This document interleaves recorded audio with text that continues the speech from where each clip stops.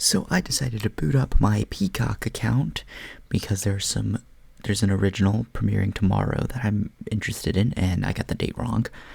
But most importantly, I wanted to watch the Trolls movies to catch up in case I go see the third one. And in doing so, I saw this film that had actually kind of piqued some interest back when it had debuted, but I never found the time to go see it in theaters, so now I streamed it, and that is Ruby Gillman Teenage Kraken, a DreamWorks film that followed up the fantastic Puss in Boots: The Last Wish, and in terms of quality, it was not as good. So, I can't talk about the story of this movie because I just finished watching it and I don't remember very much what happened. She's a kraken who lives on land, and she's like a big kraken and royalty and a superhero? I don't know. It's confusing. And I've legitimately forgotten the plot already. So I'll read the quick synopsis, which is: a student discovers she's a descendant of a warrior kraken queens and must use her new powers to protect those she loves most. Story is just not worth a grade, since I can barely remember it, and I just finished watching it. I've had better times remembering movies after double features. But where this movie is really saved is the cinematics, as the animation is gorgeous. Very good animation. There was a lot more music in this, very good soundtrack. It was a fun watch. Like, it was enjoyable to witness, but there's a joke in the movie that just gets a little played out, and they only said it really once or twice, and you're just supposed to, believe it. And so that kind of, it's been done to death before, but in this one, it's supposed to completely excuse their looks too, and they don't have the same effects like in Luca, where if they're out of the water for a long period of time, they look like normal humans, and they only look different when they enter the water. This one they're always blue. They always look like the sea monsters. So it just a little irk with the movie due to the fact that Luca does a similar concept, just better and more fun and entertaining. But really good animation, really good animation. It was just clean animation and good art style, in my opinion. So I'll give it a Hot Pocket score there.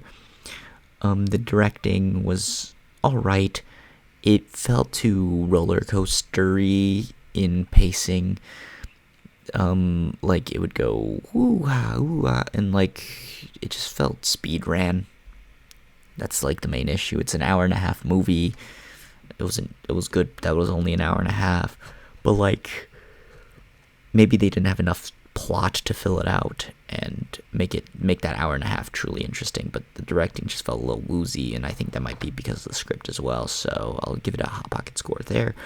The voice cast was good. One thing that I caught immediately, and I couldn't recognize anyone else's voice or who they were. I'm seeing that Toni Collette was in this movie.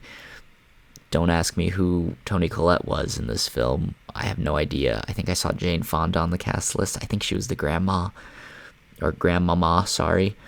But stand out. I immediately recognized him, and I'm like, this movie is better because of him. And that's Sam Richardson. I love this man. Ever since I saw him in The After Party, season 1, I'm like, I love this man. He needs more work. And I'm happy he was in this movie. Unfortunately, he didn't have a lot to do, but he was still in the movie, and that made the movie better. A hand grenade score just for Sam Richardson. Every once in a while, there will be an actor that I will just wholeheartedly defend. Sam Richardson is one of those actors. You'll meet the rest of them eventually. But other than that, my expectations and experience were, I don't know. It had one of the most obvious twist villain ever. And I'm just the moment introduced into the scene, I'm like, there's the villain.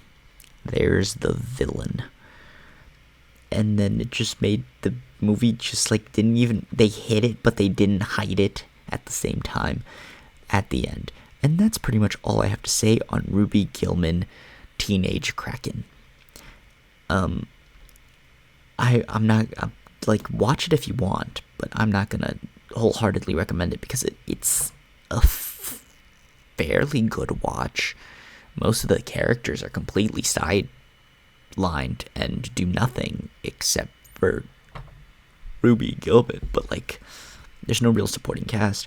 I expected just a little more since literally the last DreamWorks animation film that they released was peak in Puss in Boots 2. But other than that, leave a like if you enjoyed, comment down below if you even saw this movie in theaters or in streaming, and subscribe if you haven't already. And other than that, I'll leave you guys to it.